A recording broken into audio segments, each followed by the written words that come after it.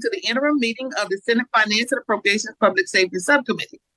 Today, the subcommittee will hear from committee staff and from Amy Fuller. Pronounce Amy's last name. Floriana, Director of the Department of Juvenile Justice, on updates since the agency began its transformation of the Juvenile Justice Service a number of years ago. I don't like to butcher people's names, that's why I always ask. Today's focus will be on youth committed to state custody, including recent changes to the length of stay guidelines. While those in state custody make up a small portion of youth in the system, they often need the most intensive services. The Commonwealth Juvenile Correctional Center also makes up a significant portion of the agency's budget, and the department's new length of stay guidelines are expected to increase both capital and operating needs for the agency. We look forward to hearing from our presenters today to review recent metrics on youth recidivism, as well as changes made in response to JLOC's 2021 report on the juvenile justice system. Given the budgetary and other impacts of the new length of stay guidelines, we also want to ensure a comprehensive review of related data, evidence, and operational impacts. Before we begin hearing from our presenters, do any other members of the subcommittee wish to make opening remarks? Well, I will now hand it over to committee staff to begin the first presentation. thank you, Madam Chair. So just a little bit about why we're here today and why this is important. Members, including the subcommittee chair and you all, were obviously engaged in transformation. So part of today is just to kind of better understand what we know and don't know about the metrics around that. And then also recently, DJJ changed some of their length of stay guidelines, which could have some pretty significant operating and budgetary impacts for capital and operating budgets. And so we're also going to kind of just better hear both from committee staff, me providing just a high level overview, going through some of the data, and then obviously DJJ is going to be able to do a deeper dive and kind of provide us additional context around those changes. So the purpose of today is also to provide you all with recommendations or findings, information that might be helpful going into the next session. Last session, we saw some capital and operating requests related to those length of stay guidelines, which we expect to see again. So the purpose of today is also to provide you some information, but also kind of gauge your priorities or thoughts or questions so that we can be helpful moving into session.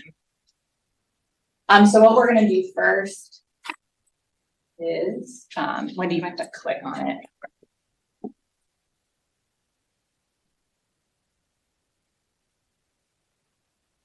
Right. There we go.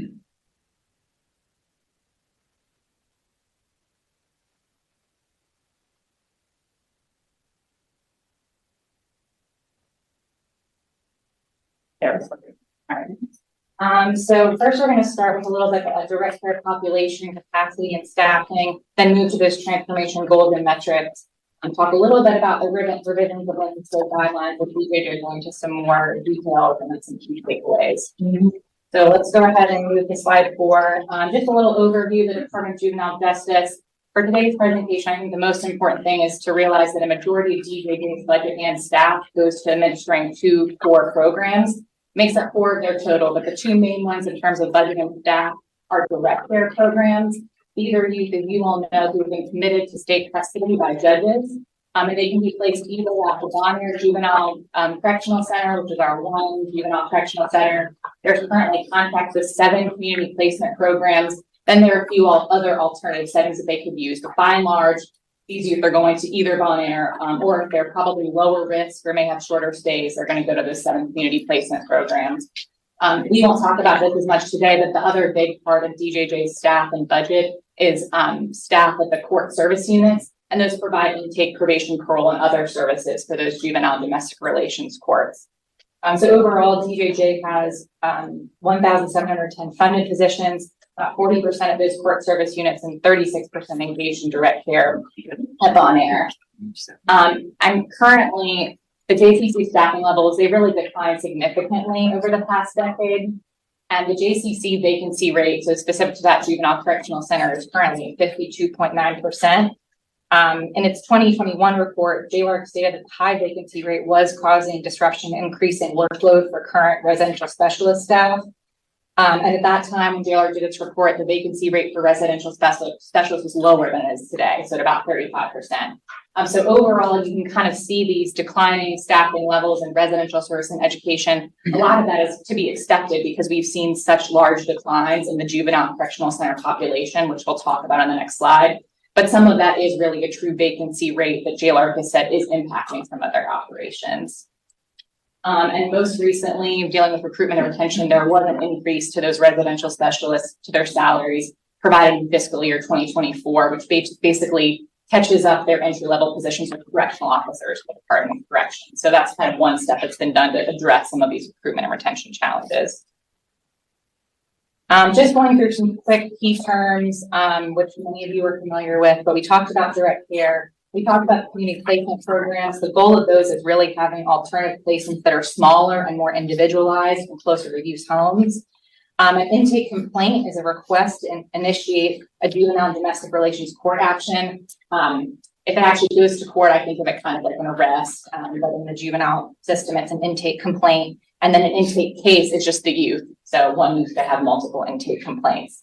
We'll also talk about recidivism rates. Basically, two of the main metrics are rearrest, and again, that's a petitioned intake complaint. So one that actually goes to court, and then a reconviction means someone was actually determined delinquent. So just some key terms as we go through this presentation. And I should have said, obviously, feel free to interrupt me at any time if you all have questions. So starting again with the Juvenile Correctional Center operational capacity, you can see it's declined really significantly over the past decade. Some of that is related to transformation. For transformation, we closed 2 juvenile correctional centers in 2005 and 2010.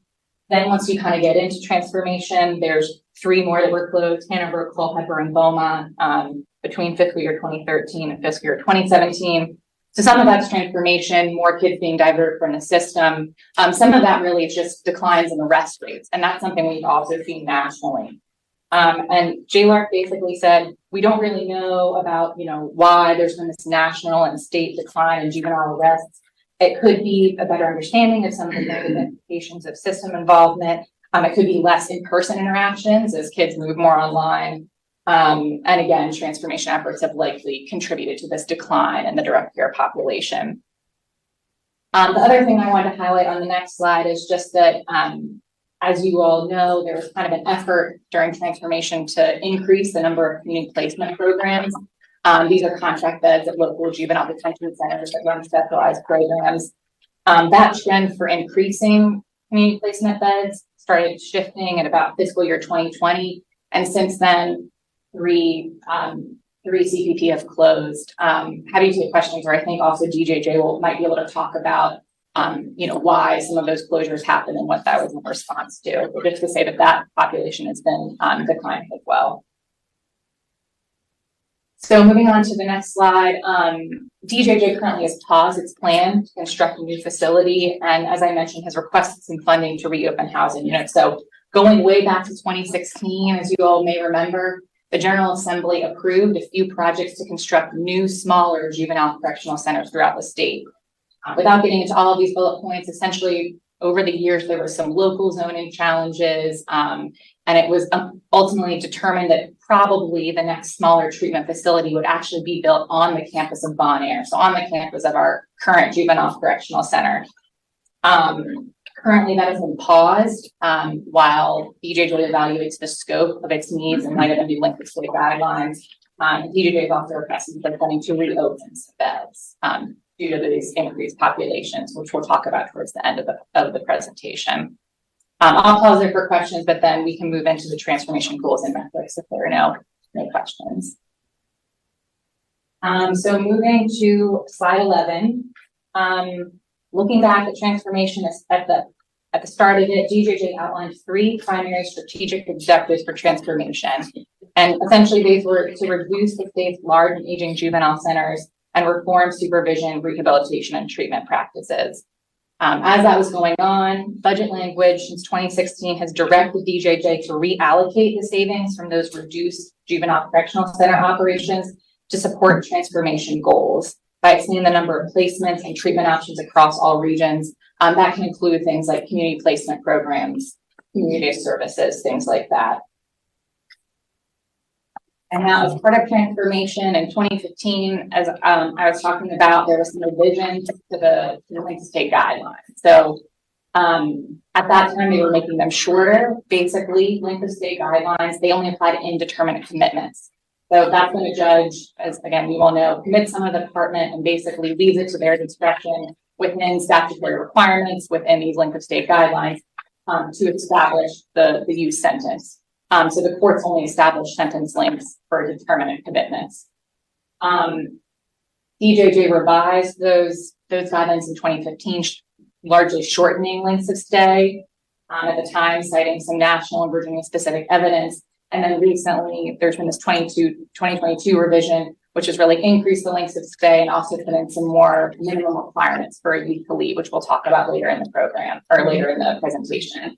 And again, I'm just going to provide some historical data, and then DJJ will provide some additional context around these length of stay changes. I'm just going to, this basically highlights some transformation goals and initiatives. I won't go through these, but again, these really deal with reforming practices, providing additional professional development training, diverting more use where it's safe and acceptable, reducing the use of large facilities. We'll talk later about implementing the community treatment model, but these are just some highlights of those initiatives for transformation that are supporting those three strategic objectives that we talked about. Okay, so kind of moving to what we know since transformation, and unsatisfying, the answer is COVID has really prevented any kind of conclusion. So we can kind of look at these recidivism rates, and what you're looking at here is basically the blue line are all different recidivism rates. So it's the 2-year and 1-year rearrest rates and the 2-year and 1-year reconviction rates. And that's what you're seeing in those blue lines. That bottom gray line essentially just shows you the decline in intake complaints. And here it's shown as a percentage of youth, older youth in Virginia. And so again, you can kind of see the shading where from calendar year about 2015 to 2017, we've had those transformation initiatives being largely implemented.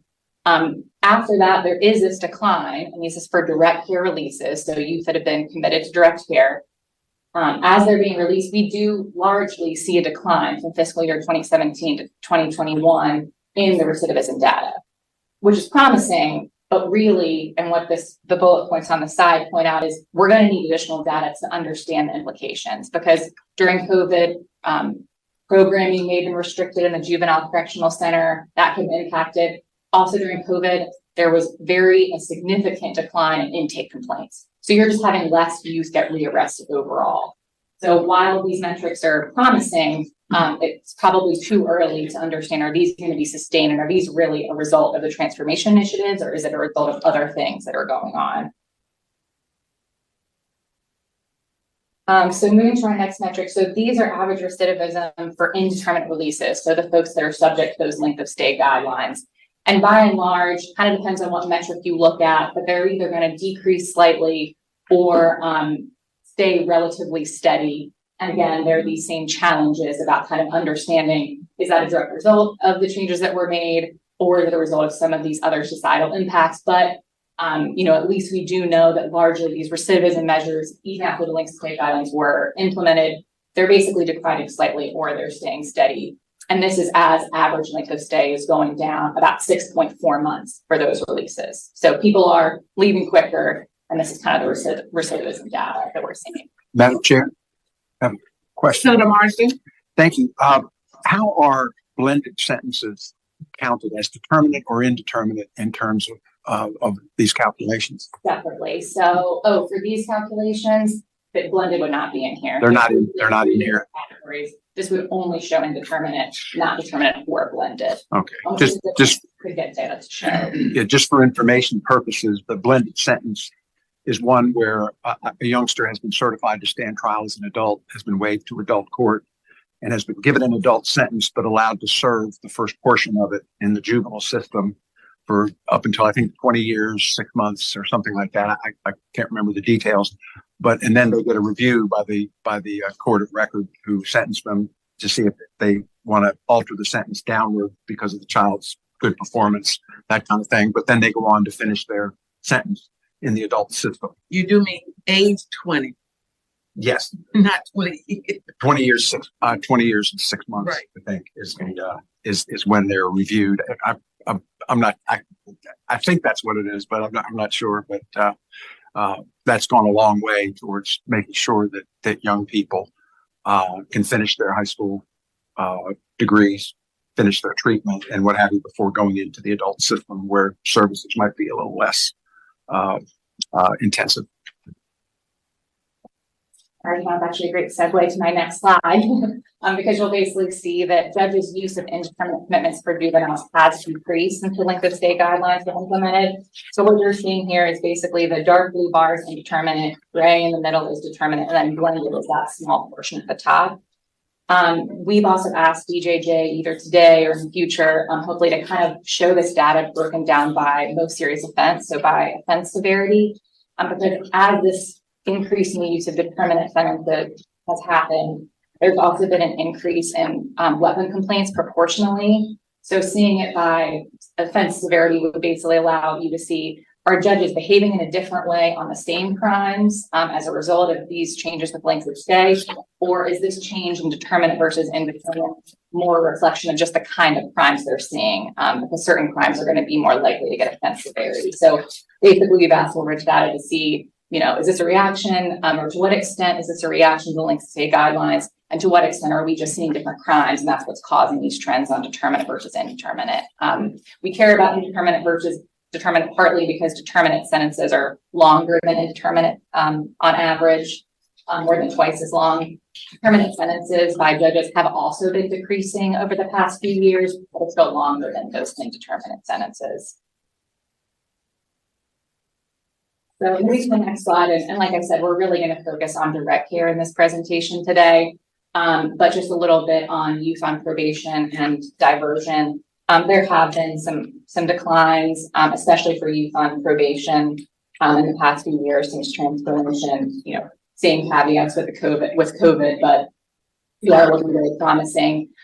You can see, it's kind of self-explanatory that these are lower than those rearrest and reconviction rates that we're showing for direct care. That's because these are really going to be probation, mostly moderate risk, diversion, mostly lower risk. They don't give them the risk assessment, but we can assume they're mostly lower risk.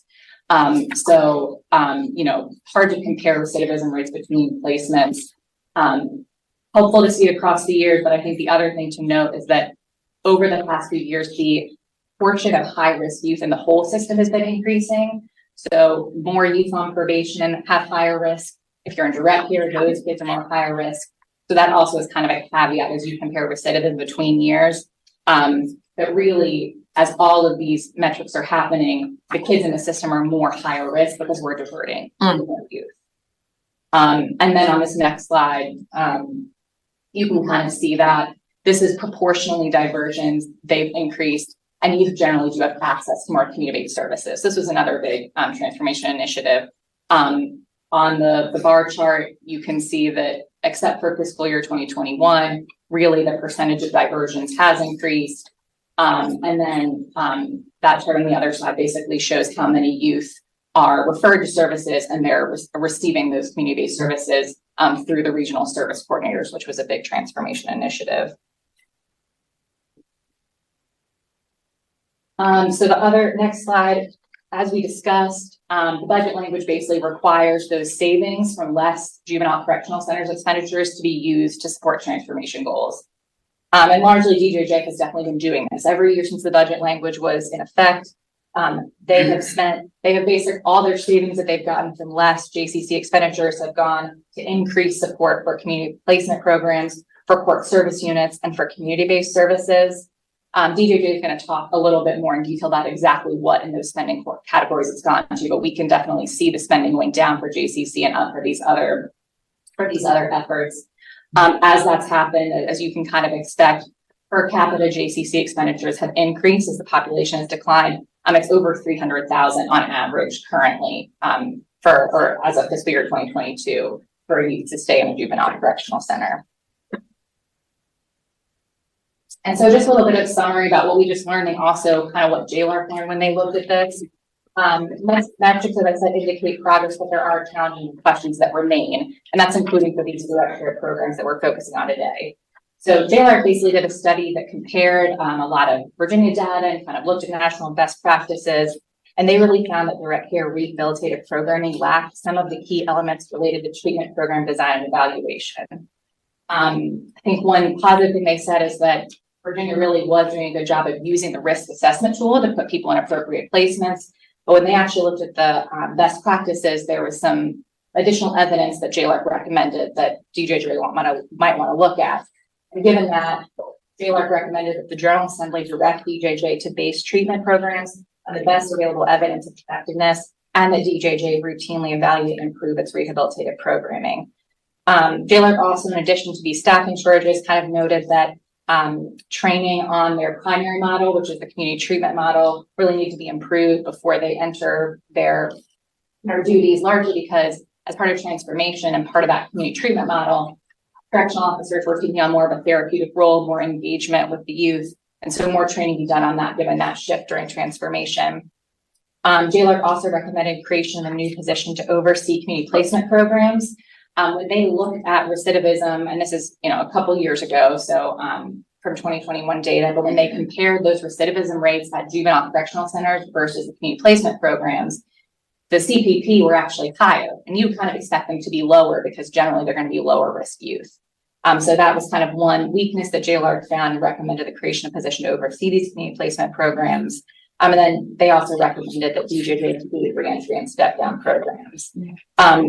DJJ today is going to present, again, this is a 2021 study, so DJJ, we've asked them to present on what they've done as a result of some of these recommendations. Then at the bottom of the slide, you can basically see some of the national evidence that JLARC looked at and kind of finding that there was an additional evaluation that needed to be done for the community treatment model, the support program at DJJ, and then for youth in direct care. And then also 85% of youth at direct care receive aggression replacement training and substance use disorder treatment. So that's a lot of the training they're providing. And that aggression replacement training was recently downgraded. It really used to be viewed more as effective, and in recent years has shifted to no effect. So again, DJJ is going to present more on any changes they've made as a result of these. The other thing JLARC recommended relates to the state guidelines that we're discussing today. And JLARC recommended that DJJ fully consider youth treatment and progress before youth are released. In summary, JLARC basically said that there's currently no consensus on an ideal length of stay, but research indicates that both stays that are too long or too short can each result in bad outcomes for youth. JLARC did also show some studies that in recent years, youth who have stayed less time have had more recidivism. So, that is some evidence that we have that potentially these length of stay guidelines really did need to be relooked at. But essentially part of the purpose of the presentation today and kind of going forward is that while ensuring that length of stay allows for treatment completion is absolutely appropriate, we need to make sure there's enough time for youth to complete treatment while they're in direct care. We really need additional evaluation kind of to look at a few things. And one is to really understand to what extent those shorter length of stays are actually causing the decline in treatment completion. So DJJ recently showed some data that aggression management treatment declined from about 80% to about 70% after those 2015 guidelines went into effect. And that's about similar for the substance use disorder treatment programs. But that decline varied across actual length of stay ranges. So anecdotally from the DJJ report, basically when they looked at youth who had stayed 5 to 7 months before the length of stay guidelines were implemented and 5 to 7 months after, they still experienced that treatment decline. And so at least for that group, that might suggest that really the length of stay, it stayed constant. So it could be not, basically it could not be a result of the length of stay guidelines that treatment decline happened. There's a lot of other things happening. To really understand for which youth is the length of stay actually contributing to the treatment decline and which youth is it not, we're going to need to see the full data set to compare those length of stays across time. So we've asked DJJ for that data today. The other thing that really needs to be looked at to have a more full understanding of kind of the rationale behind the length of stay guidelines is to understand the relationship between treatment length and current length of stay. So another thing we've asked DJJ to do during session and today is to kind of walk us through with these new length of stay, how does that align with treatment plan? How long are the treatment plans taking? And is that comparable to the length of time that they're spending in care? So for example, I know from the JLARC report, if you're in a community and you do multi-systemic therapy, which was one of the evidence-based practices, that's going to take about 3 to 5 months. DJJ, because direct care is doing much more intensive programming, but the question really is, how long are the treatment plans kind of on average? And then how does that line up with these new length of stay guidelines? That's another thing that should really be looked at, and we're going to look at today and going forward. And then the other important thing is, again, JLARC kind of found a lot of things that DJJ could improve about its direct care programming. So an evaluation of whether DJJ has started to align direct care program effectiveness with those best practices, and to what extent it's supported by staff. So to what extent kids in direct care, while they're there, do have access to this treatment program that JLARC said was important. Moving on to the next section. So I'm just going to do a quick summary of the length of stay guidelines because I know DJJ is going to go through it, but essentially does a couple things. And one is that it establishes new minimum standards for release, completion of assigned treatment, and then also for more serious offenses, there's completion of either a 6 or a 12-month skilled trade vocational program. For less serious offenses, youth need to demonstrate active participation in educational and vocational programs. Again, DJJ will present on this, but some of those kind of reasons that they're going to present on today for doing the new length of stay guidelines were high violent recidivism. We've kind of looked at the recidivism for indeterminate releases, but they're going to show us, I think, some additional data on violent recidivism to kind of better understand how that improved it or informed it. The treatment requirements that we just talked about, loss of faith in community programs, that was kind of the determinant sentences that we looked at, and then a focus on acquiring vocational skills. So DJJ does have a new workforce development center that they've been working on. They're going to talk with you about today. They're really trying to focus on that vocational programming. A brief summary of the other main part of the length of stay guidelines is it increases the projected length of stay by between 4 months and 2 years. And just to kind of give a little context, so projected length of stay is not always actual length of stay. I think previously it was about 75% of youth actually stay in their actual, the initial projected length of stay is assigned to them. About 75% of youth were staying in that projected amount of time. You can get out early, you can get out late. The new guidelines do have a petition-based process for early release. The director always has some authority to release kids either before or after. But you can kind of see here in this chart that a couple things happen with the projected length of stay to lengthen it under these length of stay guidelines. And so one is length of stay is basically based on 2 things. And that's one, your most serious offense, so your offense severity, and then also your risk level based on an initial assessment. And so one thing the new length of stay guidelines do is youth that were previously in tier 1 now may be in tier 1, or they may be in tier 2 or tier 3. So some youth are going to increase their tier. For example, previously tier 1 was only class 1 misdemeanors. Now, if I come in with a class 1 misdemeanor, depending on what it is, I may still be in tier 1, or under these new guidelines, I may have moved to tier 2 or tier 3. Then this next column basically shows you the projected length of stay under the 2015, the old guidelines, and then the new. So, for example, again, for tier 1, that was a 2 to 9 month length stay, depending on risk level. And then for the 2022, that's going to increase from 6 to 15 or 10 to 19. We talked about kind of the DJJ director's authority to go through this, but this just kind of gives you an overview of what that actual length of stay change was. And again, DJJs can present on kind of the context around how they got there. The only other thing I'll highlight before DJJ does their presentation is these kind of population and budgetary impacts that may result as a result of some of these length of stay guidelines. So just to note, these are preliminary projections. So the forecasting process will happen in October. We'll have a better idea. But based on some preliminary projections sent from DJJ this past February, they could increase the length of stay by about 106 by the time you go out 6 years, so by fiscal year 2028. Current capacity at DJJ or for direct care is 293. So that's about 220 beds at the Juvenile Correctional Center and an additional about 73 at the community placement programs as of this past June. So if you're looking at current capacity, you can kind of see how that top blue line would surpass it pretty fast if these projections do come to fruition based on the new length of stay guidelines. Looking at the yellow line above it, that's capacity if Bonnier is fully staffed. So right now, Bon Air is not able to fully use all of its beds because of some of those staffing challenges we talked about. So that's kind of showing you what happens if DJJ is able to fully staff. Just to kind of show you where we are now, or kind of an indicator of where the official forecast may go. So all of these projections, both that bottom dotted blue line and the top one, are based on 244 admissions. That's what it's assuming, 244 admissions each fiscal year. This past year, in fiscal year 2023, we did not reach that. We were only at about 179. So we're running under these projections right now. The one kind of caveat to that is that the other thing we're discussing currently in the official forecasting meetings is that there's really been this kind of rebound in intake cases for juveniles, which is kind of different than other populations. So for example, if you look at the adult population and you look at the graph, it's kind of slowly rebounding. And you look at the forecast or you look at recent years. When I say rebounding, I mean, population dipped during the pandemic. The adult population is kind of slowly climbing up. There's been incidence changes, other things like that. Distinct from that, if you look at the juvenile population for the past 2 years, the intake cases have really started to rise. So they're still below pre-pandemic levels. If you look at fiscal year 2023, that's still less intake cases than you saw in fiscal year 2019.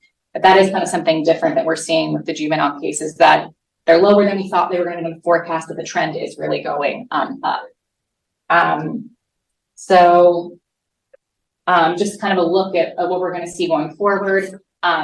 DJJ is directed to submit a report on some of the data we talked about, length of stay guidelines, by this December. And then on a separate issue on the local juvenile detention centers, the Secretary of Public Safety is going to submit a report on local juvenile detention center cost savings and strategies it's a big topic. So next October 2024. And really some key takeaways as we go into DJJ's presentation is, again, DJJ has reallocated savings from juvenile correctional center closures to support transformation goals, including both CPP and community-based services. There has been a downsizing of CPP beds since 2020. Recent average recidivism rates are promising, but COVID makes it really difficult to draw conclusions, both when you look at reconviction rates and rearrest rates. In 2021, DOLC made some recommendations for improvements in rehabilitative programming for youth and DJJ direct care, including routinely evaluating program effectiveness and ensuring alignment with national best practices. And DJJ is going to talk about any changes they've made today. And then again, especially important for this committee, significant staffing shortages, space issues need to be addressed, and they may make the 22 length of stay guidelines revisions difficult to implement or prevent some challenges as those are being implemented.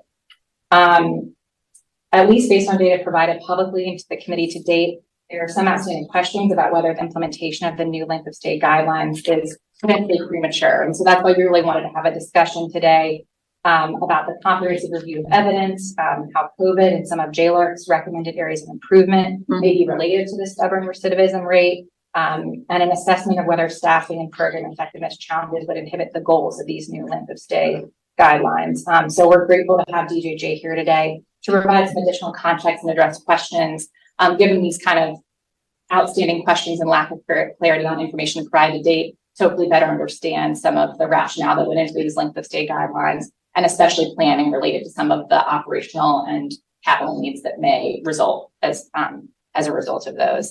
So happy to take any questions on that presentation. Thank you, Kate. Members of the committee, Senator Marsden, I know you got a ton of them. Well, not so much questions, just sort of comments, just based on personal observations over the past 20 years since I was acting director at DJJ from 2001 to 2002.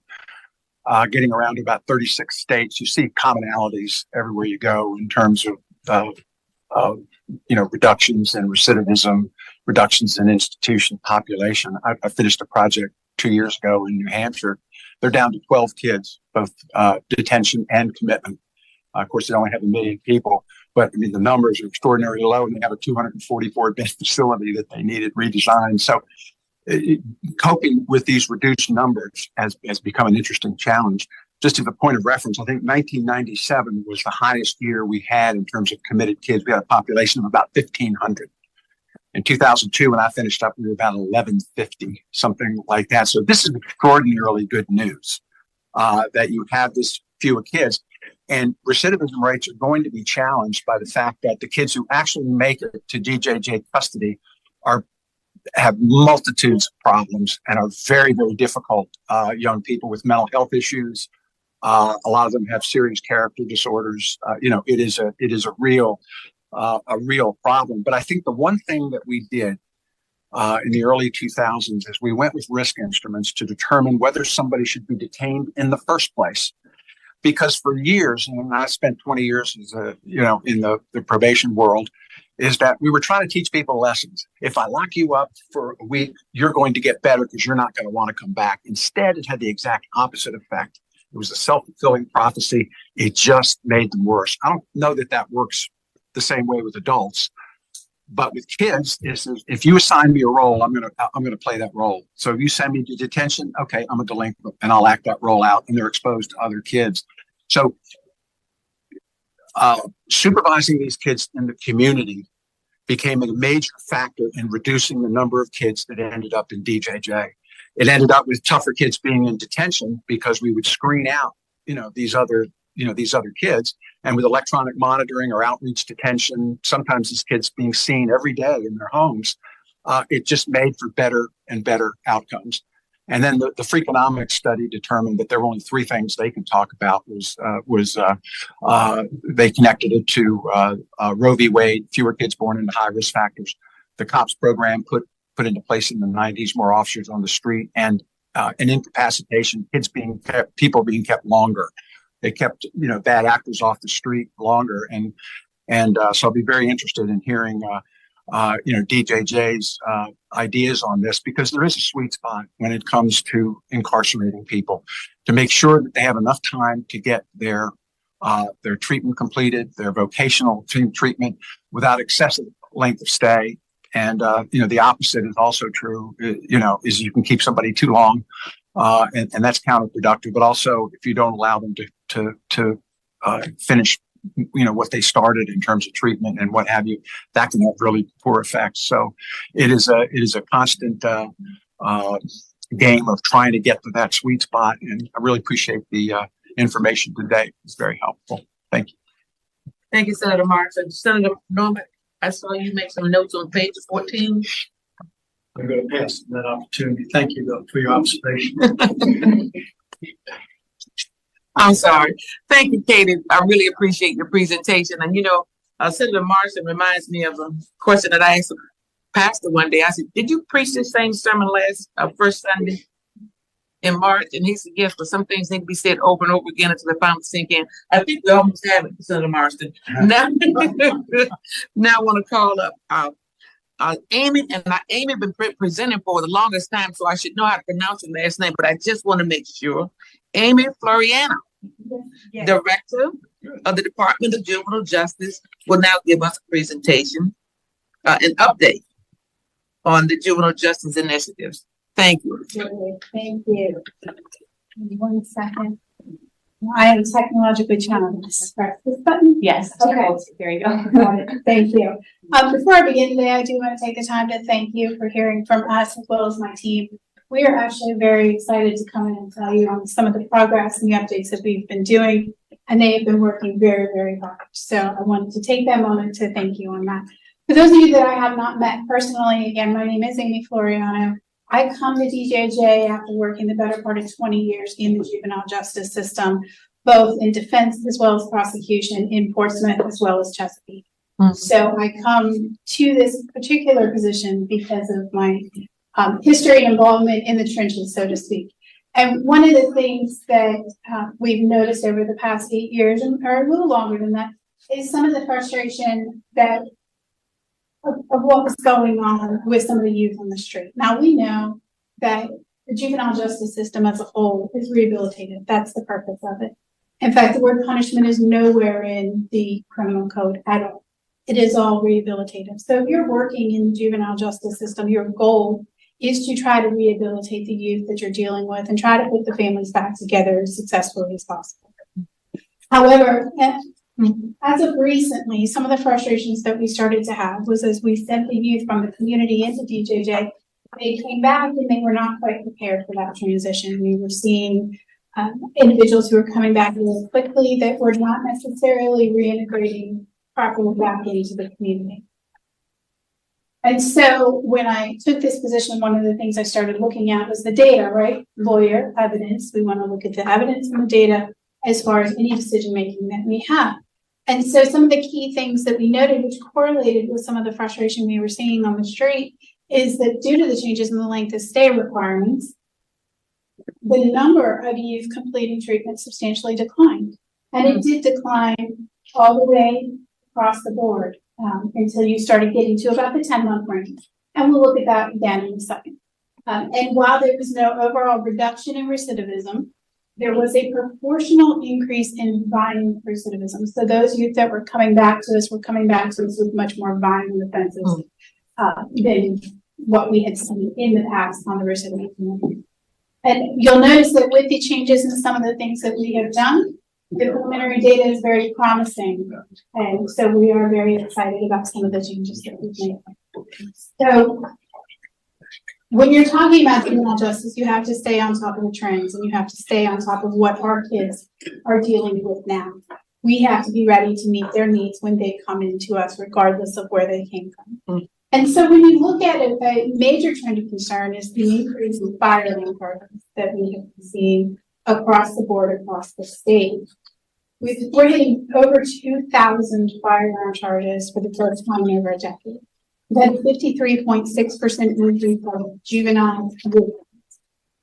This is concerning for our community as well as for the juvenile who has the gun. So this is certainly a trend that we are tracking very closely. Correlating with that,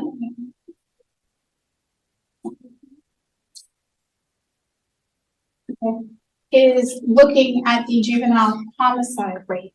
So if you notice that these are juveniles who were killed with a firearm. If you look at the dark blue line, the one at the very top of the slide, killed with a firearm over the past decade. And you see in 2019 going into 2020, there was a huge jump that has remained pretty high as we're going along. So when our kids are coming to us and our communities are coming to us and saying, we don't feel safe on the streets, the numbers are 100% supporting what's going on the streets right now. So looking at what's happening in the street, and Katie, I appreciate you giving some overview of how the kids move through the system. But as we look at a basic system overview, we have juveniles that are coming in and offense first, they come into intake. They then move through either a completion or a diversion process. So that's the first decision point in the system. And then they go to JDR or potentially go to circuit, depending on how the Commonwealth responds to the offenses that have come in.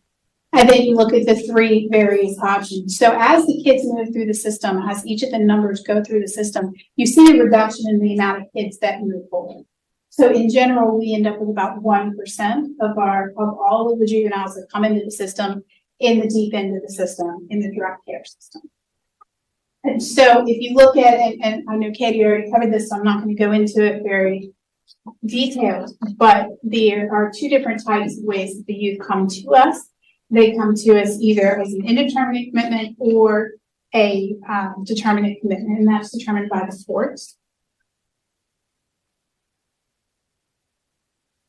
The real important part of the determinate commitment or often a blended sentence is starting with a 2-year minimum. So when you get into the it's starting from how long the youth is going to be with someone, and the determinate is up to DJJ, and a determinate starts at 2. So we're talking about the youth that are coming to us and what we need to be prepared to meet. If you look at 2022, we can see a gradual increase in those within the system for violent offenses. We've gone from 46% to 70%. Now the judges are very good at determining which youth need to come into the deeper end of the system as opposed to receive treatment in the community, but it still gives us a population of individuals who have committed very violent offenses, all contained within our direct care system. And so if you look at their treatment needs, it correlates with that. 98% of youth coming into the direct care system have an aggression behavior treatment need. Yes.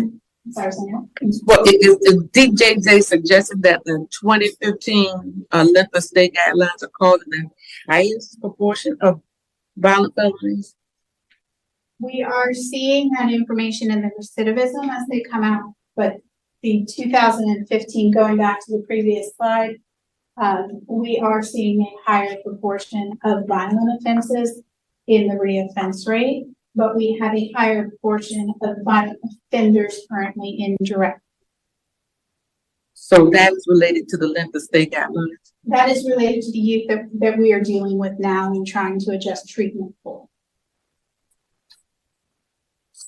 And so Senator Well, Gordon, you've interrupted her. I'm going to say this to the end. I'm going back to slide 7, the felonies, weapons, narcotics distribution from 46% to 70%. Are you seeing that 70% of that increase distributed around the state in rural, urban, and inner city areas, or is it concentrated in inner cities like Norfolk, Portsmouth, and Richmond? So only 65% of the state jurisdictions committed youth to direct care. So 35%, mostly in the West, never sent a youth into direct care. Our highest population need tends to be in the Hampton Roads area, the Richmond area, and then Lynchburg and Danville is our highest population. We get very few youth from Northern Virginia. We get very few youth from the western part of the state, unfortunately. so you're saying Norfolk, Portsmouth. Yes, in fact, Senator, the homicide rates that we showed, 25% of all juveniles that were killed in 2021 were killed in the city of Portland, of the firearms.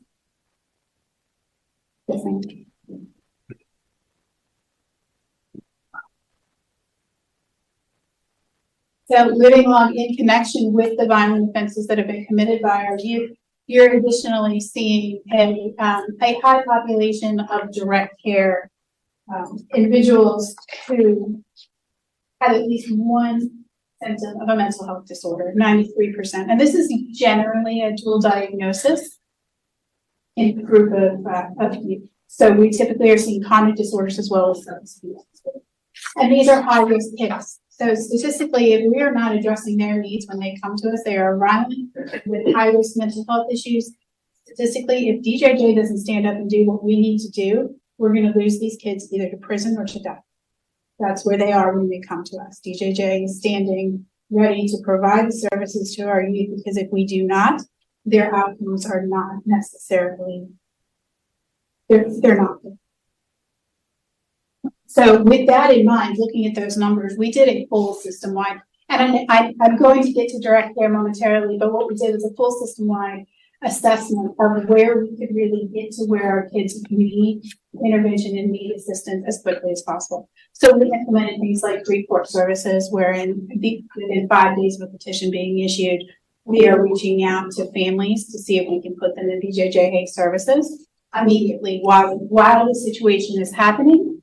We are offering services which helps get the youth into the services while they still remember why they were engaging in this behavior, to try to get to the underlying cause. Additionally, we can get them into services before they come into court, so that as youth are coming into court, we would see anecdotally as in the field that youth would come in with paid lawyers, and the paid lawyer would tell them, go start counseling, go start this, go start that.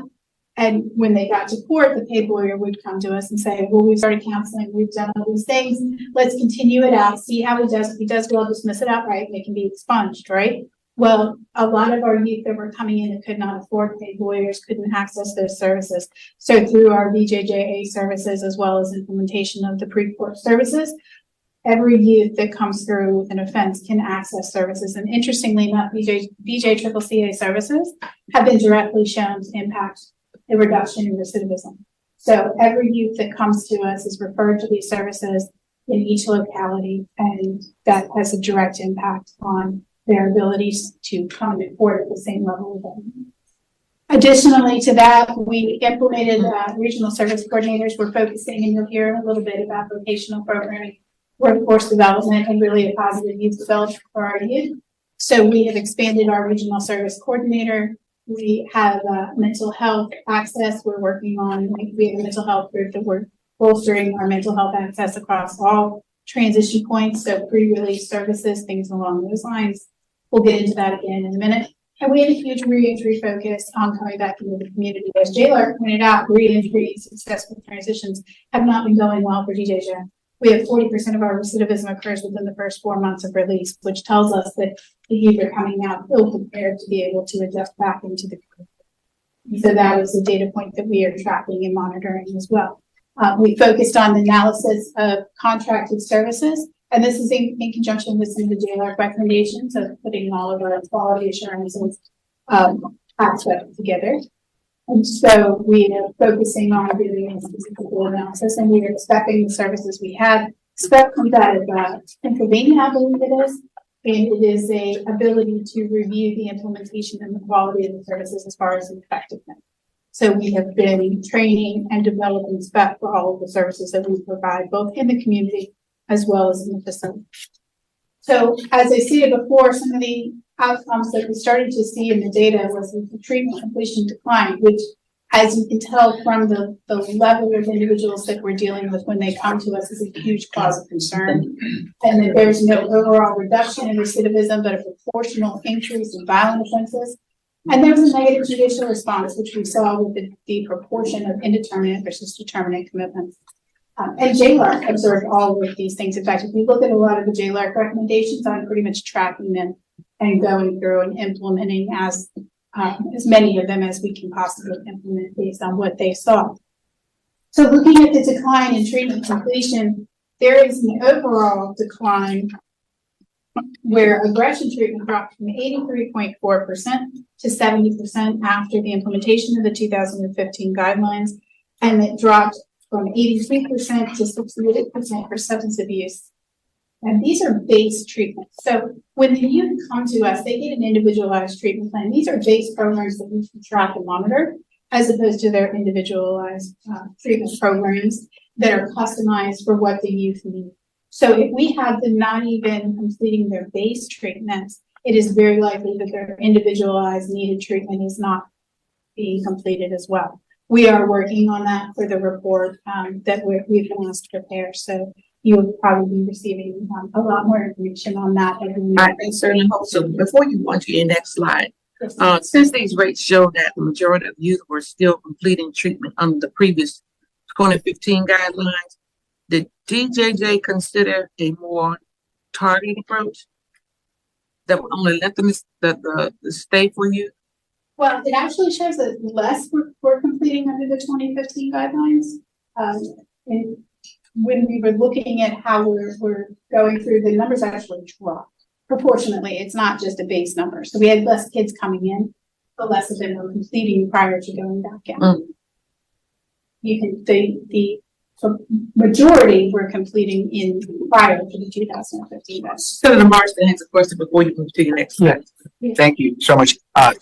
Amy, the number of young people who don't complete their service, their treatment services, because of the length of stay guidelines, how many of them were able to forestall their own treatment, knowing that they could get released prior to having that treatment completed? So that gets into the individual treatment plans. There's a lot of kind of protected information because they are youth. I have to stay very, very high level on that. But I don't know that many of them were intentionally stalling their treatment. That's not the trends that we were seeing. A lot of the youth, when they come to us, are willing to participate in treatment in general. They want help. They want to do well. They want the ability to really succeed in their life. And that's one of the things that we're really focusing on with positive development and making sure that we're tracking more towards skill acquisition. Okay, so in regards to treatment completion, one of the things of why we think it's very important is because treatment completion is correlated with a reduction in recidivism. There's roughly a 12% drop in recidivism that is correlated with treatment completion. And the Substance Abuse Council also released a report that is consistent with our findings as well. So in looking at being consistent with the overall numbers, if you look at the raw drop in how many were completing the treatment prior to the 2015 guidelines, there was 98. After the 2015 guidelines for violent offenders, it substantially went up as in proportionally. So went from 98 to 290 in aggression treatment and 87 to 216 in substance abuse, as far as youth that were not completing their treatment.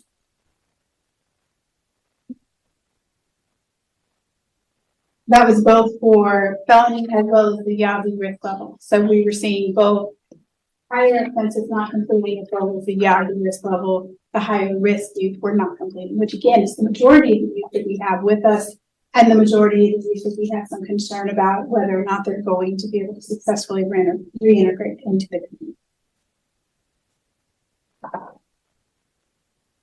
Okay, I'm missing. Okay, sorry. This slide is kind of difficult to see, but you can see that there is a correlating number of rearrest rates in response to individuals who had not completed treatment. And once you get to roughly the 18 months or so point, you have 0 individuals who were 12 to 36 month range, 12 to 36 month range showed 0 rearrest rates, suggesting successful completion rates prior to their release. And we know that studies have shown consistently that youth with chronic, serious, and violent offense histories, that longer length of stay is correlated with successful treatment outcomes as well as treatment effects. So as previously mentioned, the second point of concern was there was no overall reduction in recidivism while proportionate increase in violence. So as you can see, there was no reduction in recidivism, and I put a line in at about the 50% mark because it was kind of 1 out of 2, just to give you a frame of reference of where we were and where we were hoping to be. And the overall rates of recidivism remains consistent. However, perhaps the most concerning issue was that you can see the proportion of violent offenses for reoffense way up. And it went up from 18.9 to 27.3 in 2020.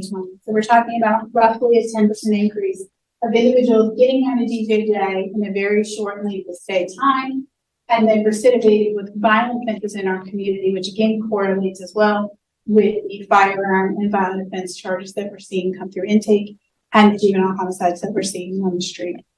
It's a clear indicator of that point that DJJ was just not meeting the needs of the youth that we have coming in.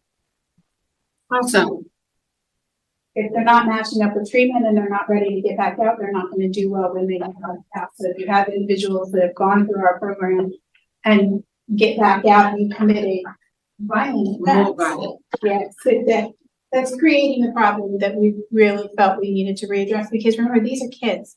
They're going to make mistakes. We expect that in a certain level, but if we are not giving them the services that they need, they're going to get back out there and they're going to make bad choices because that's what they know. They come to DJJ with 14 years of formative experience, actually 17 years, because generally that's our age of admission right now.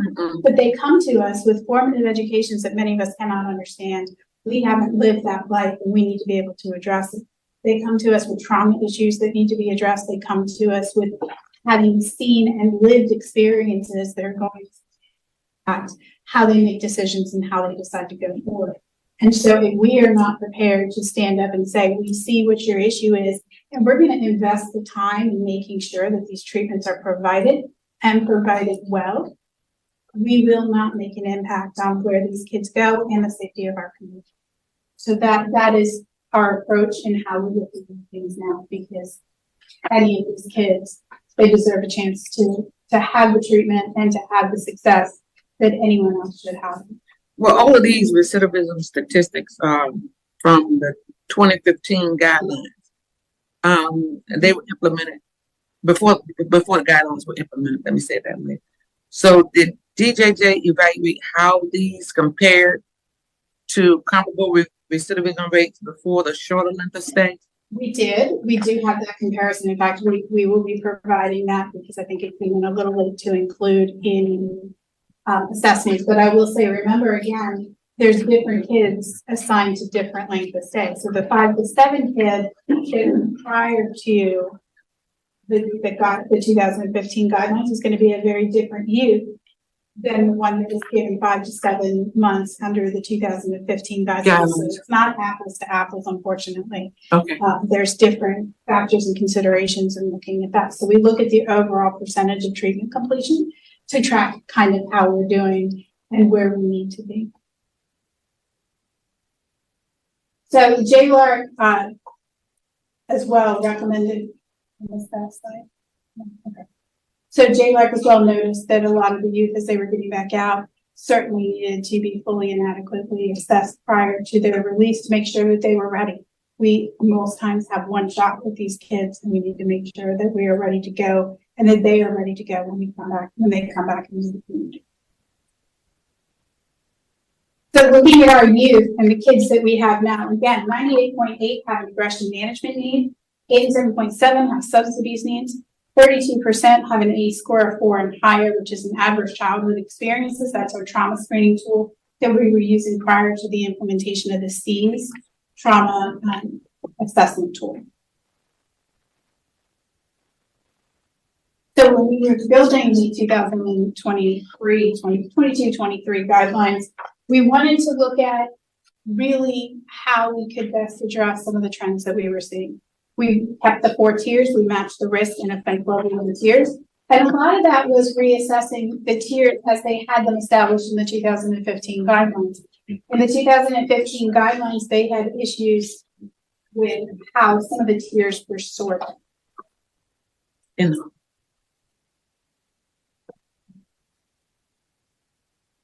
sidebar here, sorry about that. I just wasn't sure if there was a question. I didn't think we could go. No, she was just talking about the ACE score. Yeah, it's 4 out of 10, but typically when you start seeing 3s and 4s, there's a trauma issue there. Yeah, but we have switched from the A's to the C's, which is much more expansive in what it's capturing, and also used more globally through like the DSS. So we have switched. Well, through that ACE score, are you able to determine what some of the environmental versus whatever issues caused them to get to this place? Not from the score necessarily, but when they respond to the score, and that would be in their file and part of developing their treatment. So from the score itself, like if you're getting 4 out of 10, you can't tell which 4 those were without going and looking at their responses. And we do have C's data that we can provide if that is from our most recent trauma screening. There's been some pretty interesting. So in looking at the tiers, we had to reshift some of the offenses because, for example, under the 2015 guidelines, they had both malicious wounding and unlawful wounding in the same tier. Well, we're looking at intent to match with the treatment. Unlawful wounding is I hurt you because I was provoked to hurt you. Malicious wounding is I hurt you because I meant to hurt you.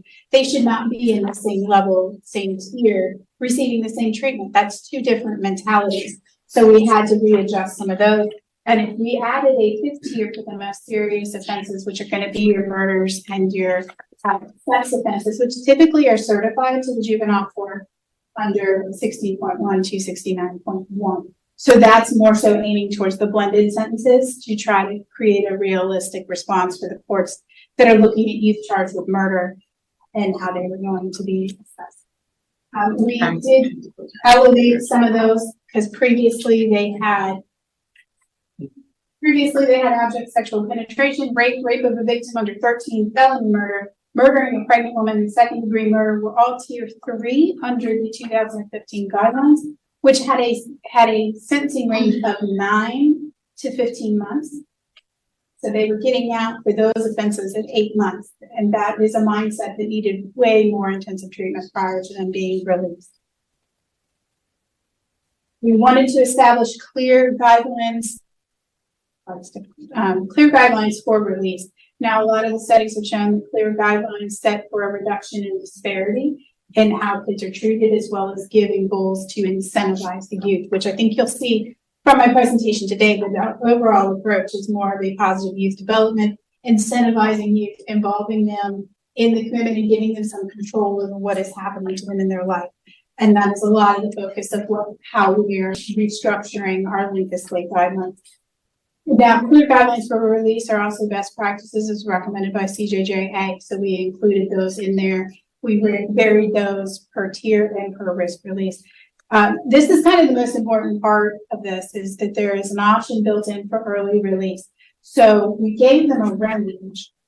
This is what your expected length of stay is. But if you apply yourself, if you complete these behaviors, if you engage in this behavior, you complete your treatment, and you complete your vocational program, and you're participating as to your guidelines, and I say the vocational program because the tier 4 high risk is conditioned on some completion of vocational programming. But if you do all of those things, then it's a dosage question. You don't need to be there any longer. So we're trying to give the flexibility to be able to address a lot of those issues and without demoralizing the youth. When you tell the youth that his length of stay is going to be 6 to 9 months, and then he gets up there and the staff tells him, oh no, actually we can keep you up to 36 by statute. What are you telling that youth? You're starting at a point of less trust. And so we wanted to give them the bigger range and come back and say, okay, but you can do this and you can get out of here. And at that point, you've complied with everything we needed you to comply with. You've internalized everything that you've needed to internalize, and you're ready to get out. So that is one of the important focuses that we definitely wanted to build into the length of stay, to say, look, it's a dosage issue. We don't know where that sweet spot is on treatment for an individual kid. Each kid comes to us differently. They come to us with different trauma and different aspects that we have to address prior to releasing them safely back into the community. And so it's a dosage issue on trying to determine where those are. We frankly needed more time to be able to address those issues. I think that's done. Hit the button. Thank you. Senator Marshall? Yes, do you have any kind of instrument that you're working on or that you've developed to determine what the length of stay needs to be to correspond to the length of treatment?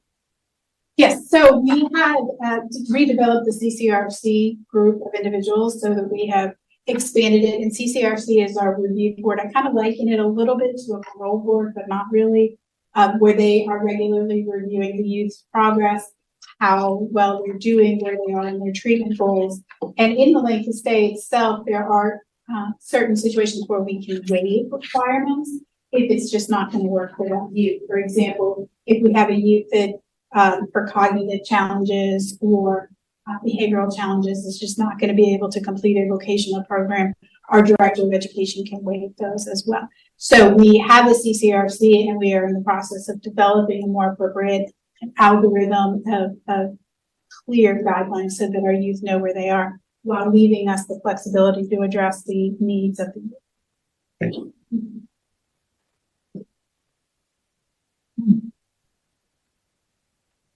The last thing I do want to discuss is that we are strengthening the reentry provisions. Again, we talked about 40% of our recidivism occurs within the first 4 months of release. So we needed to strengthen our reentry provisions, our step down processes. One of the things that we did almost immediately was look at independent living options. Some youth cannot safely return to their community for one reason or another, whether it be their affiliations, their family life may be the problem. There may be a victim conflict. And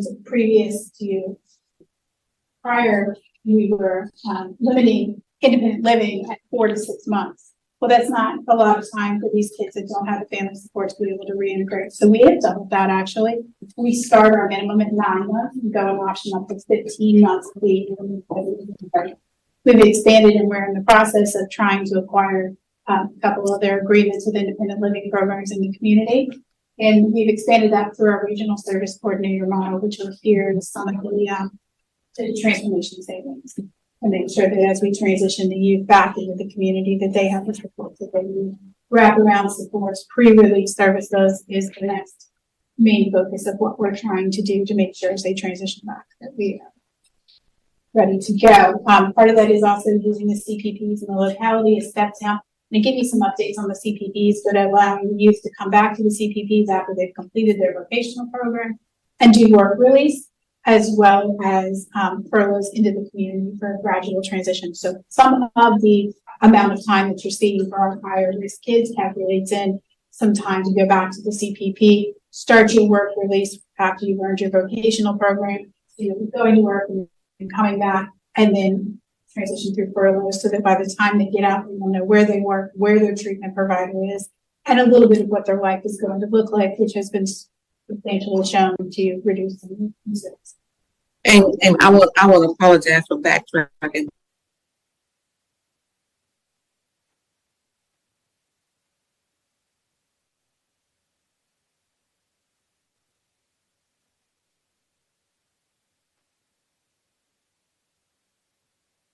That malicious learning is going to classify as a violent offense, so it would fall within the violent offense recidivism. And that is the majority that we currently have in the facility right now. 70% fall within offenses like that. That's scary. It really is.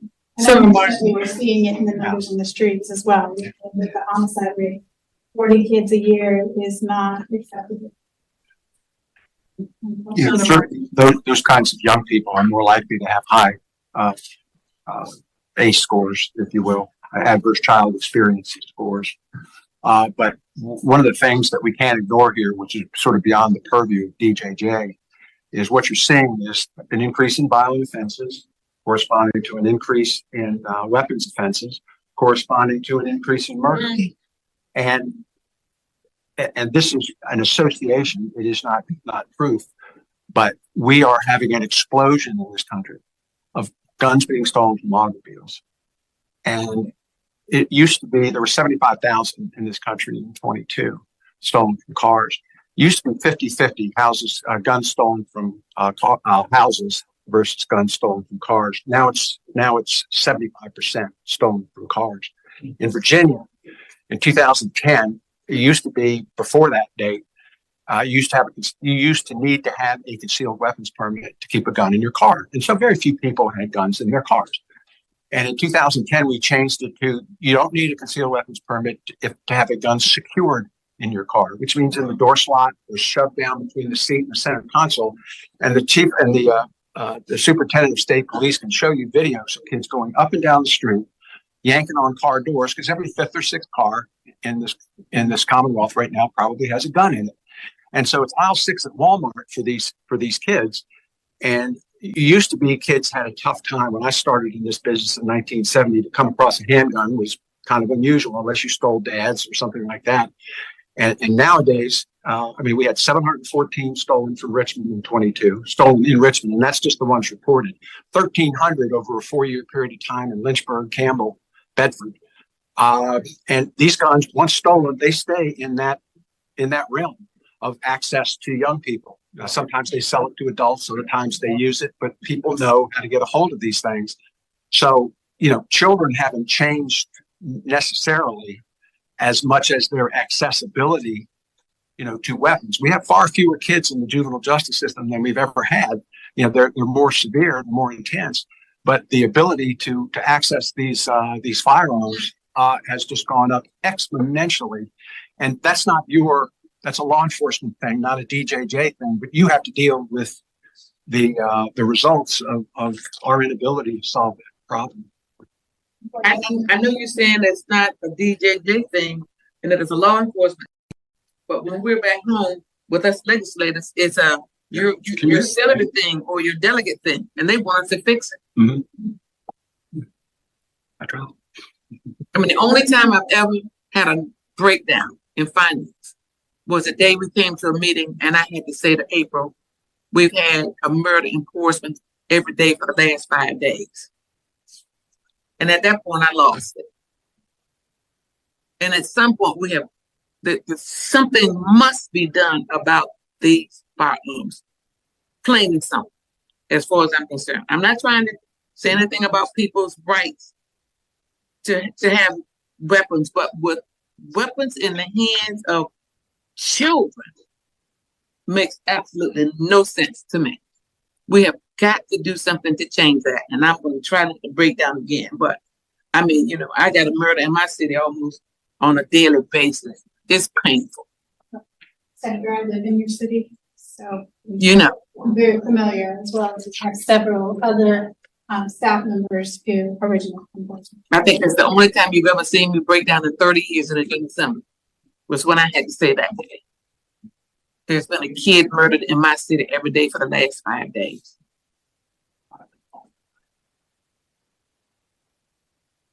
So part of what DJJ is helping to do to readdress some of the identity issues, because I think a lot of what we're seeing in the use of guns is to change what is celebrated, you have to change what is communicated.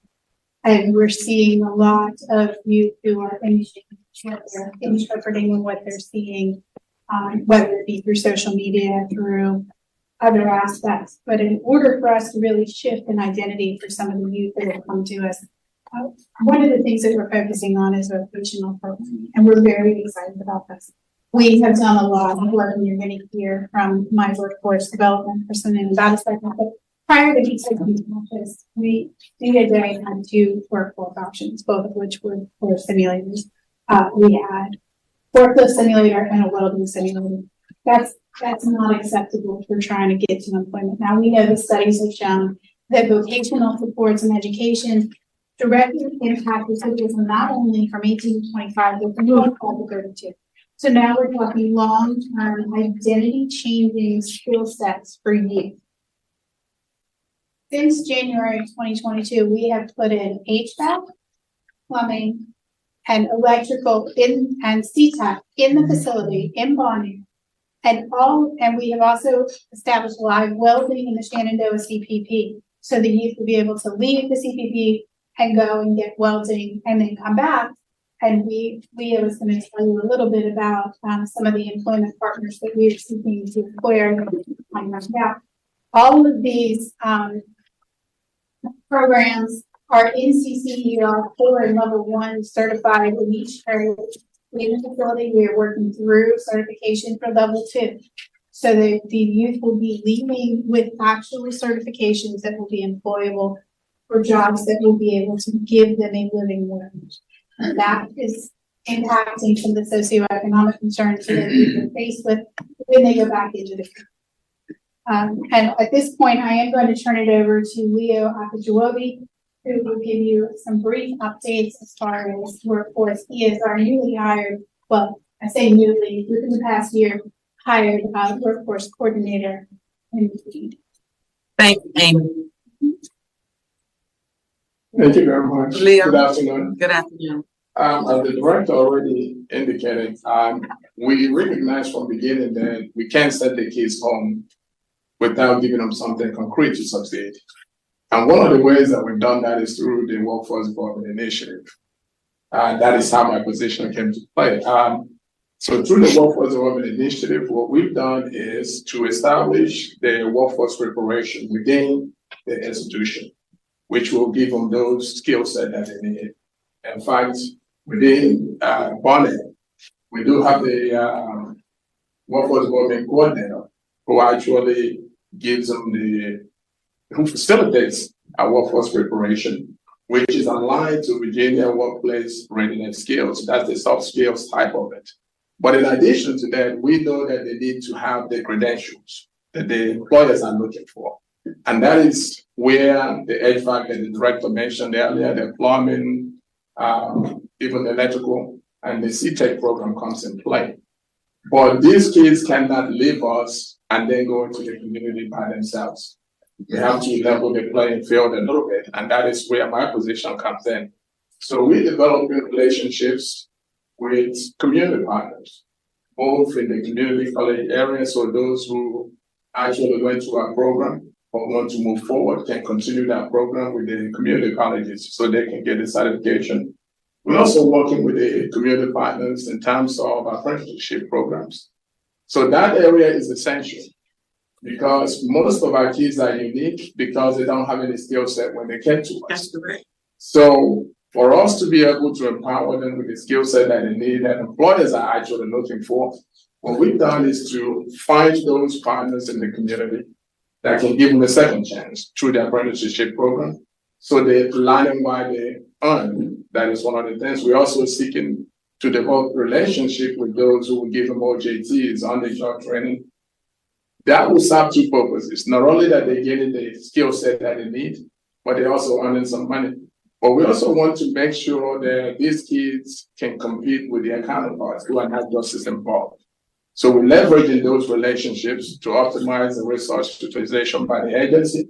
So one of the things we've done is to, in the community, find those employers who don't believe in giving us a second chance or giving the kids a second chance. We work with those employers to set up in-community resource and career focus. So any one of the kids that we prepare within our institution can actually be able to meet those employers in person in the community upon release and be able to interview with for jobs on the spot. In addition to that, we also have those who will work with them. We have to give them some incentives because some of the employers are, of course, for profit. So there is incentives. We're working with those with the Virginia Funded Program to make sure they know that the kids who come to us will be fully funded. So that is a very, very cost-effective way for us to work with them to say, hey, you give them a chance, they're coming ready. So if they were to make the mistakes, you are not going to regret it because you will be made whole fully. Although we have not had that experience and we don't expect that to be the case. We're also linking them with the work opportunity tax credits coordinator statewide, so that the for-profit employers will be able to take advantage of that too, to take advantage of the tax credit for giving somebody a second chance who need to get employment. So we are leveraging and making sure that the kids don't leave us and on their own. We're supporting them as they leave us. We are making sure they are living competent to compete with anyone in the community. But their age makes it very, very important for us to not look at just a job today as definitive, because if you have a 14, 15, 16, even 17-year-olds, they're not necessarily coming prepared for employment. So we are doing what we can do within the facility and also following them as they leave us to make sure that they are supported. And employers value this. They know that they're coming from us competent to do the work at the level that they're giving them the chance. But they are never going to be alone because we're going to be there with them to know the areas where there is gap. So we continue to work with them to make sure that those gaps are being met. So there are a lot of things that DJJ are doing through the Workforce Development Initiative that wasn't there. So what the length of stay really did was to codify what is recognized as necessary. That is, will the kids be able to succeed if they leave without getting something tangible? And if the answer is no, what are we doing as an agency to make sure that we meet it and fill in that gap? So the Workforce Development Initiative has done that a great deal and continues to do that through our inward programming and what we're doing on the community side by making sure that we engage in all the reentry stakeholders that will be playing an important role in making sure that they don't come back to the facilities.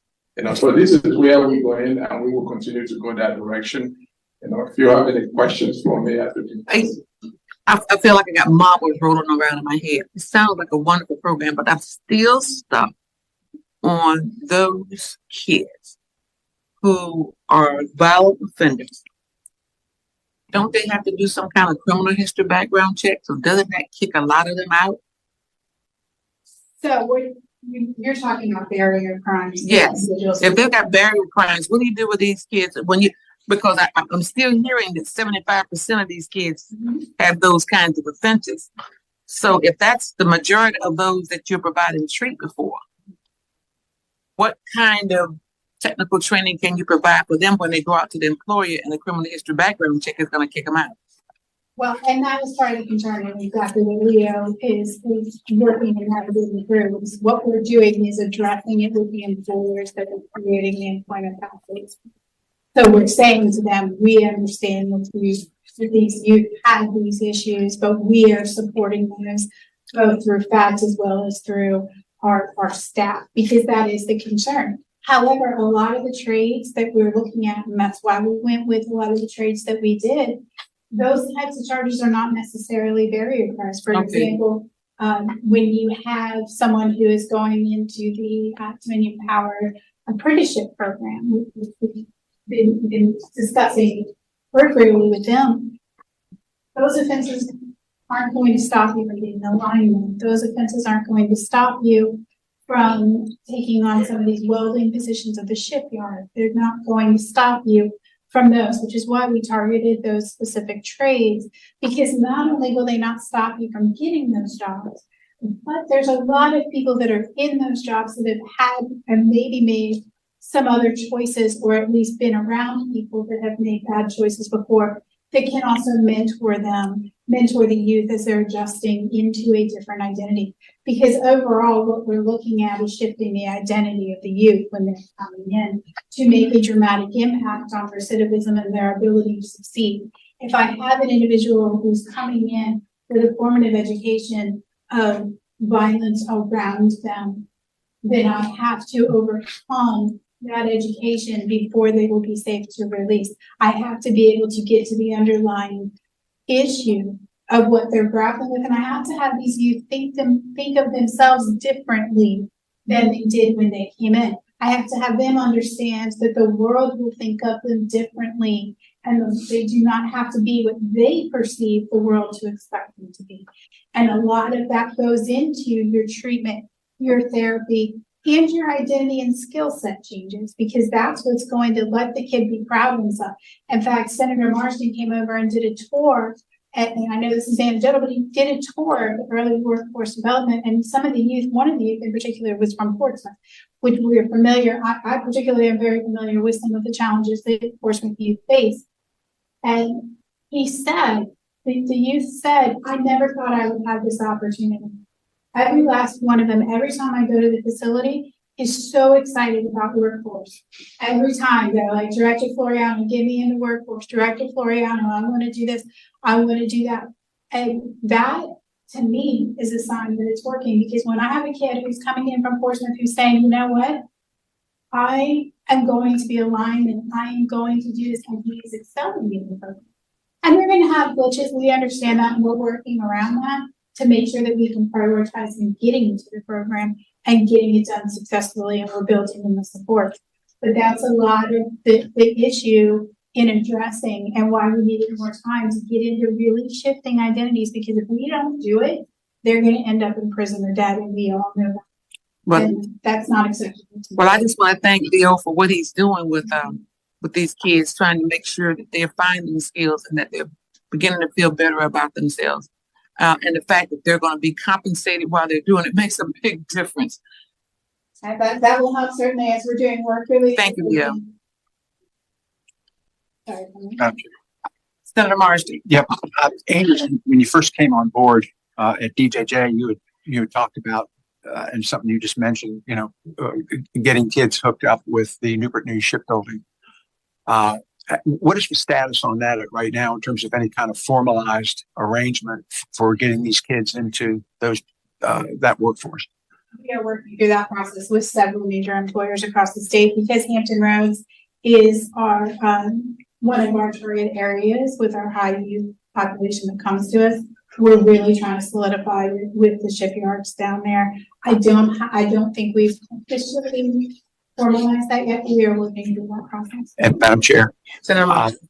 and how is the have you re-engaged with Dominion? I had set up with Dr. Murray over there to deal with you, and then kind of things fell by the wayside, and then I think they re-engaged. How's that working? We have re-engaged, and I believe that we have rescheduled a tour for him to come to Bonnier to see the workforce develop. I promise you that Senator Marsden and I'm going to let you finish your presentation. No, we're not going to take the rest of the evening because we do have another speaker. So we're trying to keep our powder dry and let you go on finish your presentation.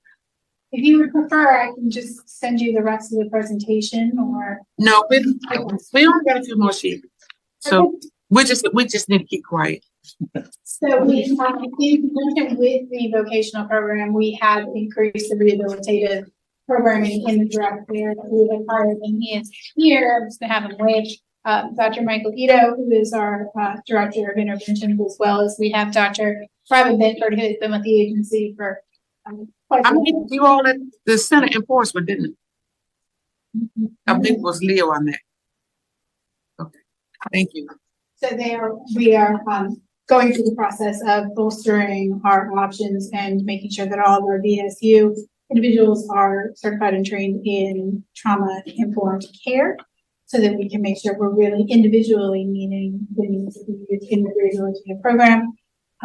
Wanted to talk, and I'm going to actually have Dr. Deontay Johnson come up to just briefly talk about a new pilot program that we put on, and Senator Dr. Johnson is also from Portsmouth.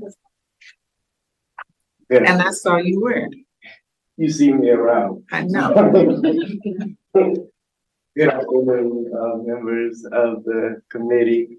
So my role is the violence intervention manager. I echo those sentiments. At being from Portsmouth, London, I was born and raised.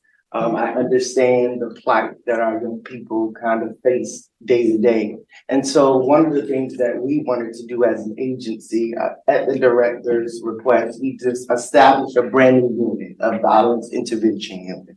And so our role is to really go into the community and in the facility and to work with specifically gang-involved youth or youth who have a history of violence, providing them intervention. The director spoke earlier about bolstering self-esteem, building up confidence, talking about decision-making. And so those are the types of skills that we are providing them through this process. One of the things that we did was we launched a summer intervention program. So the time that the youth were out of school, we opted to provide a program that will allow them to gather those skills.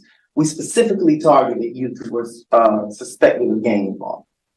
We interviewed them, we kind of assessed them through that interview process. And then we started to launch an intense program that was offered for a total of 2 weeks from 8 to 4 o'clock every day. During this process, they were providing gang prevention strategies, positive reinforcement, leadership development, recreation, and art. I facilitated the group myself, along with a few other colleagues, and we tried to wrap them around with as much skills and services as possible.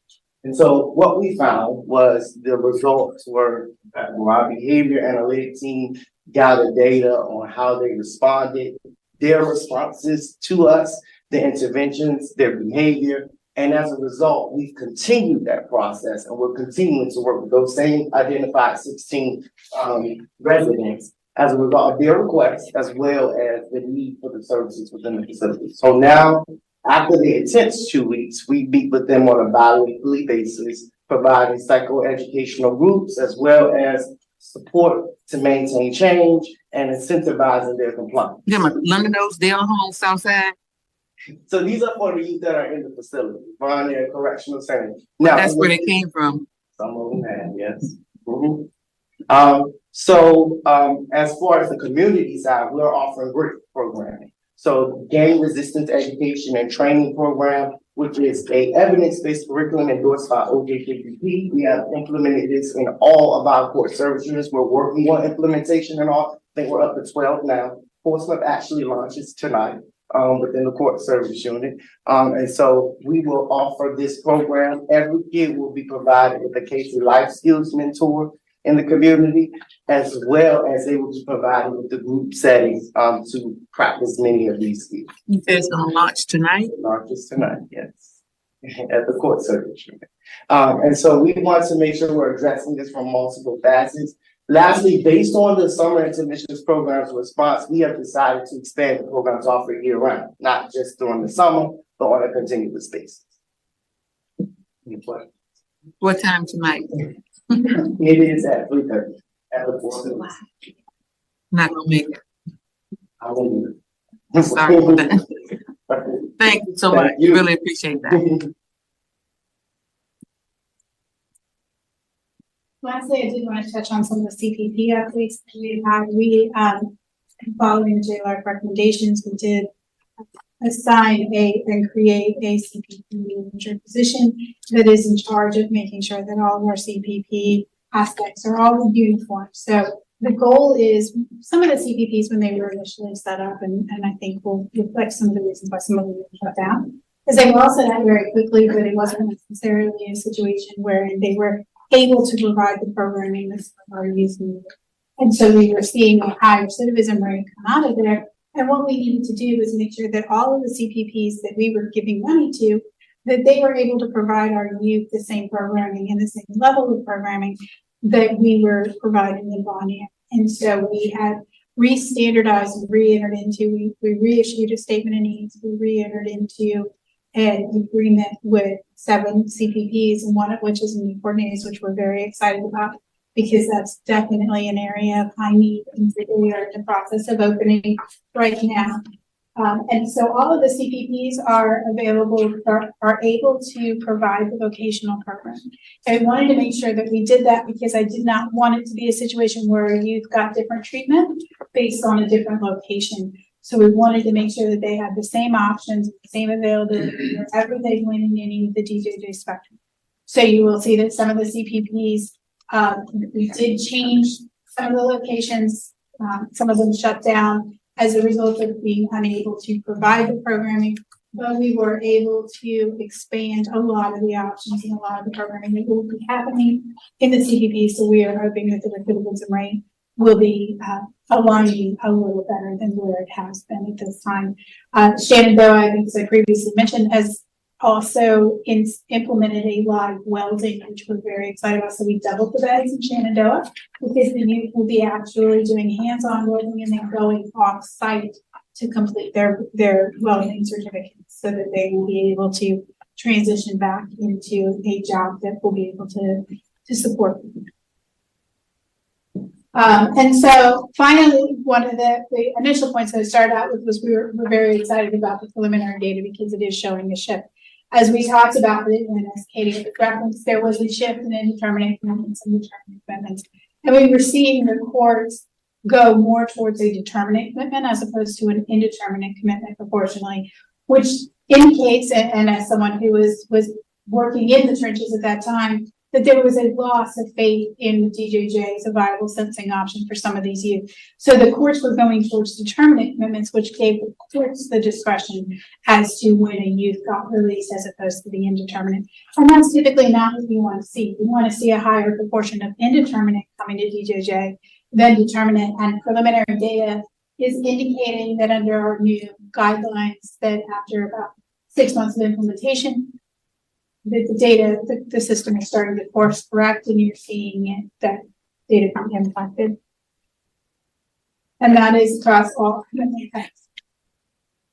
So to kind of sum up a little bit of where we were and where we are, before the 2015 guidelines, the guidelines used the full statutory time with treatment completion of roughly 83.4, 82.4, and 68% of all commitments were indeterminate in nature. As a result of the implementation, or what we saw after the implementation of the data, they cut the treatment time in half, maxing all lengths to stay for murder at 15 months. Treatment completion dropped to 70% and 68% roughly as an average, and it led to higher proportions of violent recidivism and violence in our community. And recently, under this administration, we have corrected those deficiencies, expanded the treatment times to target dosage designed for success in alignment with the statute, and are seeing improvements in the preliminary data. Our focus and goal is to provide much needed treatment skills and support to our youth that are coming to us. Again, DJJ fundamentally for the youth that are coming into the deep end of the system is a last chance agency. We have to be prepared to stand up for these youth, and we've got to focus on making sure we're addressing what when they need it. And I will tell you, the current forecast that we had with the look is showing that the system will increase, but we expect that it will not be beyond. Again, the admission rates that we use were higher than we've actually seen, so the forecast is still under assessment as far as what we will actually see when the system kind of course corrects a little bit. But certainly we're looking for to make sure that we're addressing. With that, I am going to call up my deputy, Cynthia Jones, to talk a little bit about the reallocation of the funds. I went to law school because they told me there wouldn't be nothing involved. Bringing her up. Thank you. Thank you so much for that presentation, Amy. And are you going to stay with me for a while? So now we're going to welcome Nakia. Good afternoon, Good ma'am. afternoon. As well. Thank you. So just to kind of wrap up, in preparation for this presentation, I think the question was asked, have we been adhering to the budget language to reallocate our transformation statements appropriately? And as Katie's presentation pointed out too, we absolutely have, as shown in the 2022 transformation plan report. Our savings have shifted from the JCC expenditures to the CSU expenditures, which shows a clear correlation to increased focus in evidence-based programming and practices, which include a continuum of treatment, alternate placements, and reentry programming. The direct care ADP and JCCs, decreased from 555 in FY 2014 to 106 in FY 2022, while the ADP and non-JCC alternative placements increased from 8 to 89. In line with these changes, the expenditures for JCC decreased while the expenditures for alternate placement increased through FY 2020, due to continuous effort to reinvest our funding. Okay.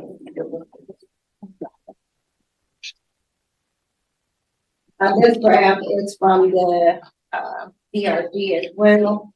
Just wanted to again point out that DJJ analyzes our expenditures to ensure compliance with the budget, on which item 427, and that for further details and components.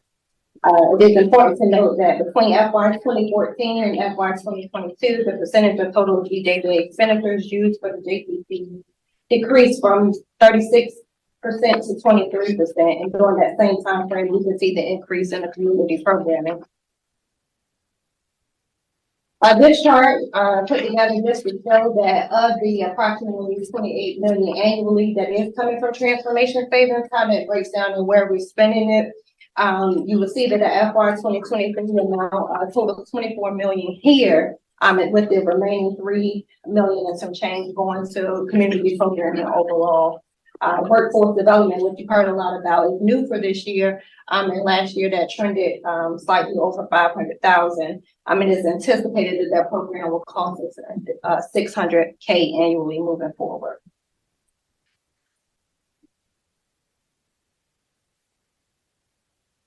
And the last slide just shows, kind of wanted to say what is causing or what is contributing to the increases for item 427 categories, meaning why do we still need that 28 million and how we reinvested it in our programming as the budget language requires. And so it's just showing that expanding reentry programs, which the director has talked a lot about today, addressing, of course, the concerns in the JLOT report from 2021, building trust with our law enforcement and judicial partners, like the great program you just heard about, and also supporting community programming to include mental health initiatives. I wanted to answer a question that was posed in discussion with Katie, which was, due to the liquid state guidelines revision, how is DJJ planning to budgetarily, prepare for increase in operating and capital expenses? We are planning to request capital funding for the new biennium to renovate our existing Bon Air facility. Let me say that differently. Some existing structures on the Bon Air campus to include Oak Ridge, as well as some cottages.